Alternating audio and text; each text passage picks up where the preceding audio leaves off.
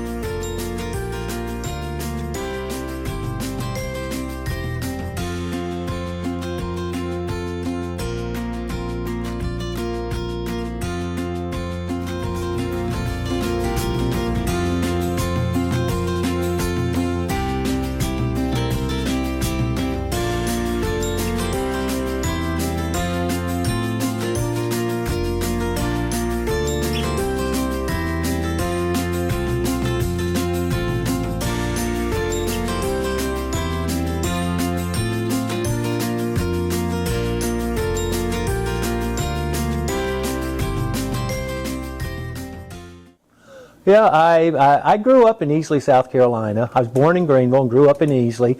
I got out of high school way long time ago and moved to North Carolina, where I went to one school and then another. I went to Brevard College and then Appalachian State, and I got my degrees in education and visual arts.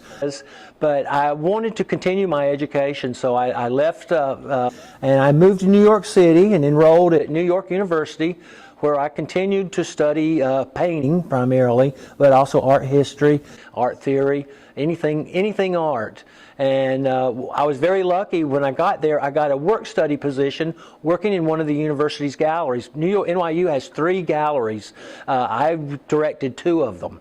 I started off as just a gallery hand and found I had a real knack for that, and went on and became a graduate assistant and ran the gallery, the 80 Washington Square East Gallery, and helped create the Broadway windows, which is a public art thing. It's a group of windows at the corner of 10th Street and Broadway in New York City that always had some kind of art on exhibit inside those windows, and that worked out really nice. A lot of people got to see it that way. I also taught a class there for the graduate students to help them put their show together. It was called the Culminating Experience, and I basically taught them how to put together a show because it just came naturally to me. So I did that for a few years, and I matriculated into the postgraduate program. Did a few more things there, but then I wanted to leave academia. I was getting antsy for something else. So I left there and I went to the private sector. I was working with Andre Emmerich Galleries up on 57th Street, and that was an amazing experience, because at Andre Emmerich it was basically all these history book artists, the Clement Greenberg School. So I was there hanging out with Helen Frankenthaler and Ken Nolan and David Hockney and such, and they're just real people like us that make amazing art, and I learned so very much. And I was on a nice track with Andre Emmerich, but you know what happened? I met a woman, and she didn't want to move to New York. She was in Atlanta, and I said, well, I want that woman. So I quit my job and I moved to Atlanta, and we got married. Nice thing is, here it is 35 years later, we're still married. Once I got here, I was looking for a job, and there was a position for a curator at the Pickens County Museum, which had just been remodeled after a fire. And so basically they hired me to come in and put the museum back together. I'd always worked in galleries. This is the first time I really had to dive into the history part as well, but I quite enjoyed it. We did it. We got the museum open. I was there for like 20 years. We did a major expansion. I curated, I don't even know how many shows, probably 60 or 70 different exhibitions, helped administer many more than that. On top of that, we also operated a historic site, the Haygood Mill, which is a grist mill, the Haygood Mill Historic Site and Folklife Center. And we brought that along. It's now the home of the South Carolina State Fiddling Convention and a variety of other things. The South Carolina Rock Art Center, one of the only places in the world where we have petroglyphs, archaeological sites that are handicap accessible. So if you ever go to Pickens, you definitely want to check that out. But then the nice thing is, I guess it was about 8 years ago, I decided I wanted to retire. And do you know what? It's really nice to be able to sleep in some mornings.